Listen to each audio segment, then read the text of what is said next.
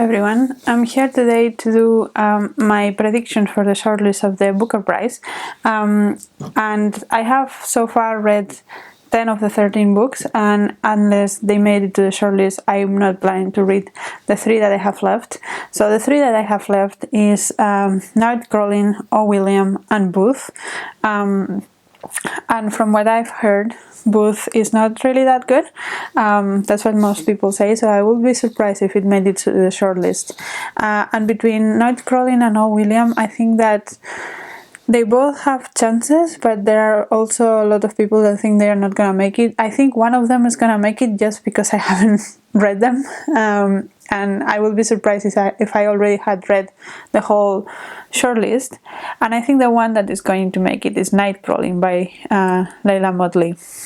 I think that from what I heard, it's quite fresh in many ways. The author is really young, and she apparently writes well. I mean, it's still immature, but she writes well. So I think Nightcrawling is the one that's gonna make it from the ones I haven't read. So that's the first one in my predictions.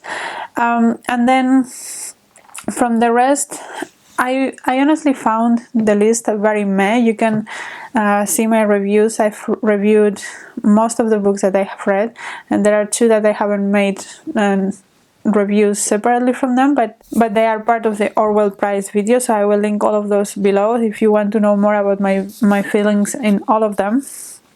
But yeah, they were mostly very meh. There was nothing.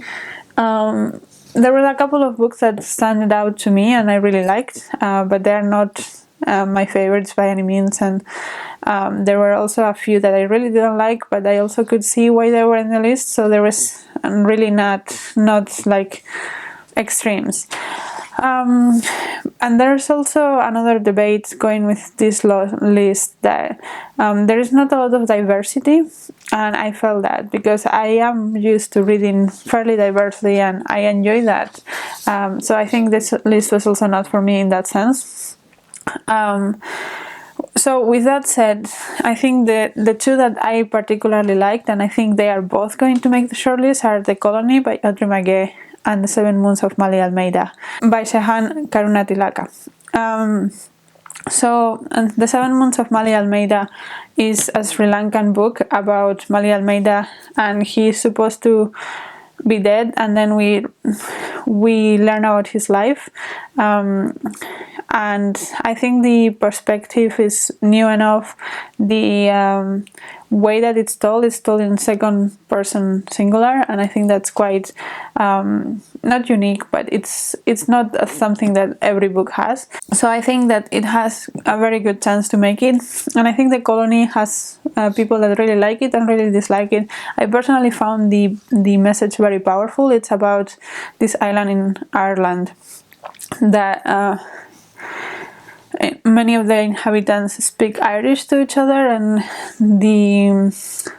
what happens when people from outside come into the island and how that interaction works. And also there is sections that refer to the troubles in Northern Ireland, which kind of situates the book in terms of place, but also in terms of time frame. And I understand why some people don't like it. There are some sections about paintings and arts that I also particularly didn't like, but I read this in audio, and the audiobook does a very good job of just not making those passages overbearing. So I think that The Colony has a very good chance as well, because it has a lot of themes and it's very well written in a way that makes it very impactful, in my opinion. So I think those 2 are gonna make it as well. And then there are some sort of, not themes, but sort of genres in this list that repeat over and over again. There is the mystery element kind of thing, so The Trees has that, as The 7 Moons of Mali Almeida has that, Trust kind of has a little bit of that, also Case Study kind of has a little bit of that, and I think that means that probably the judges like that a lot. So the 7 Moons again has that, so I think it's one more thing why it might make it. But I think that in that sense, Trust will also make it. If you have seen my review of Trust, I'm not very positive about it. But there is also another of the trends that I see in this list is this fake non-fiction trope. So the Trust has a whole section that looks like an autobiography and reads like an autobiography, like a non-fiction. There is After Sappho, which it's fictionalizing the lives of real people like Virginia Woolf and Sappho herself. There's Case Study, which also has sections that look like the setup of it is also kind of non-fiction, and I know that some people thought that it was a real story, some part of it, which I don't understand. I don't think it was very well done, but I think the book tries to be presented as a non-fiction in parts, so I think that's something that the judges probably also appreciate. And from those three, I think, even though I really didn't like Trust, probably less than the other two, I think that I understand better why the things that were done, and it was more successful at what was trying to do. I think that the payoff for me going through the very boring fake non-fiction sections was not enough.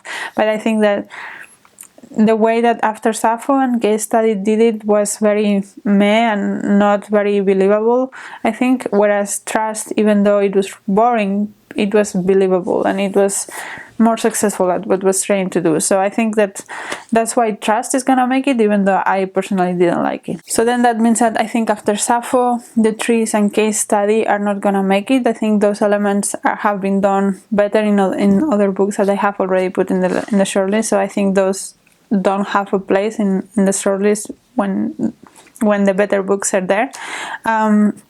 So then that leaves us with Glory, Small Things Like This, Maps of Our Spectacular Bodies, and Trickle Walker.